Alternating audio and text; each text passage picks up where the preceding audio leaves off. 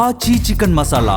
BRS యువ సంగ్రామ సదస్సుపై సందిగ్ధత నెలకొంది. BRS సభకు అనుమతి నిరాకరించారు పోలీసులు. దీంతో హైకోర్టును ఆశ్రయించింది బీఆర్ఎస్. మధ్యాహ్నం 2:30 దీనిపై విచారణ జరగనుంది. రేపు సరూర్ నగర్ స్టేడియంలో బీఆర్ఎస్ యువ సంగ్రామ సదస్సుకు ప్లాన్ చేశారు. హైకోర్టు తీర్పు తమకు అనుకూలంగా వస్తే సభ నిర్వహిస్తామని బీఆర్ఎస్ తెలిపింది. ఈ సభ కోసం ఇప్పటికీ ఏర్పాట్లు పూర్తి చేశారు.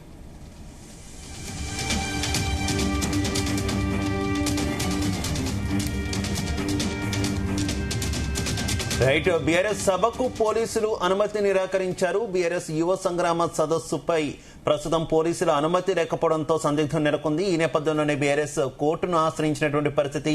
మధ్యాహ్నం 2:30 కోర్టులో విచారణ జరగబోతోంది. కోర్టు తీర్పు ఏ రకంగా వస్తుంది అనేటటువంటి ఒక సందిగ్ధత అయితే ప్రస్తుతం నెలకొన్నటువంటి పరిస్థితి. ఇక ఇదే విషయానికి సంబంధించి మరింత సమాచారం మా కరెస్పాండెంట్ వంశీ అందిస్తారు. వంశీ, శివ, మనం చూస్తూ ఉన్నాము బీఆర్ఎస్ పార్టీ తలబెట్టినటువంటి ఏదైతే యువ సంగ్రామ సదస్సుకు సంబంధించి ప్రభుత్వం నుంచి అనుమతి నిరాకరణ వచ్చినటువంటి సందర్భం కూడా మనకు కనిపిస్తా ఉంది. ఏదైతే మధ్యాహ్నం 2 గంటలకు హైకోర్టుని ఆశ్రయించబోతోంది బీఆర్ఎస్ పార్టీ. పోలీస్ శాఖ ఖచ్చితంగా తమ అనుమతి ఇవ్వమంటూ కూడా ఇప్పటికే ప్రకటన చేసినటువంటి విషయం కూడా మనకు తెలిసిందే.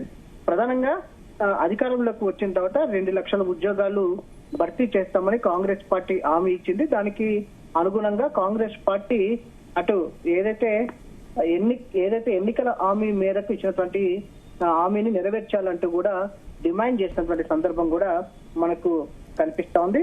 ప్రధానంగా అటు యువ సంగ్రామ సదస్సుకు సంబంధించి అనుమతి నిరాకరణపై బీఆర్ఎస్ పార్టీ శ్రేణులు ఆందోళన వ్యక్తం చేస్తా ఉన్నారు. ఇప్పటికీ దీనికి సంబంధించి సరూర్ నగర్ లో ఏదైతే ఎల్బీ నగర్ లో ఉన్నటువంటి సరూర్ నగర్ స్టేడియానికి సంబంధించి పూర్తి స్థాయిలో ఏర్పాట్లు చేయడం జరిగింది. భారీ ఏదైతే స్టేజ్ ను కూడా ఏర్పాటు చేసినటువంటి పరిస్థితి కూడా మనకు కనిపిస్తా ఉంది. ప్రధానంగా కొద్దిసేపటి క్రితమే బీఆర్ఎస్ పార్టీకి చెందినటువంటి నాయకులు కూడా మీడియా సమావేశాన్ని నిర్వహించడం జరిగింది. ఈ సందర్భంగా ప్రధానంగా మాట్లాడుతూ సదస్సు కోసం గత నెలలోనే కలెక్టర్ కు దరఖాస్తు సమర్పించామని కూడా తెలపడం జరిగింది. కలెక్టర్ లేఖ ఆధారంగా స్పోర్ట్స్ అథారిటీకి కూడా సమాచారం ఇచ్చారు. జూలై 8న ఏదైతే సిపికి కూడా అధికారికంగా లేఖ అందజేశామంటూ కూడా బీఆర్ఎస్ పార్టీ నాయకులు చెప్పడం జరిగింది. పోలీసులు సూచించిన విధంగా సీసీ కెమెరాలు ఏర్పాటు, దాంతో పాటుగా డీడీలు చెల్లింపులు సహా కోరిన ప్రతి నిబంధనను కూడా తాము పాటించినప్పటికీ ప్రభుత్వం ఏదైతే తమకు అనుమతి ఇవ్వలేదంటూ కూడా బీఆర్ఎస్ పార్టీ నేతలు చెప్పినటువంటి సందర్భం కూడా మనకు కనిపిస్తా ఉంది. ముఖ్యమంత్రి కార్యాలయం నుంచే సభకు అనుమతి ఇవ్వవద్దని పోలీస్ అధికారులకు ఆదేశాలు వెళ్లినట్లుగా బీఆర్ఎస్ పార్టీ నేతలు ఆరోపిస్తా ఉన్నారు. బీఆర్ఎస్ అధికారంలో ఉన్నప్పుడు ప్రతిపక్ష పార్టీలు సభలకు అనుమతులు ఇచ్చామంటూ కూడా వారు చెప్పినటువంటి పరిస్థితి మనకు కనిపిస్తుంది. ఇప్పుడు ప్రతిపక్షమైనటువంటి బీఆర్ఎస్ సభకే అనుమతి నిరాకరించడం ప్రజాస్వామ్య విరుద్ధం అంటూ కూడా ఆయన విమర్శించినటువంటి సందర్భం కూడా మనకు కనిపిస్తా ఉంది.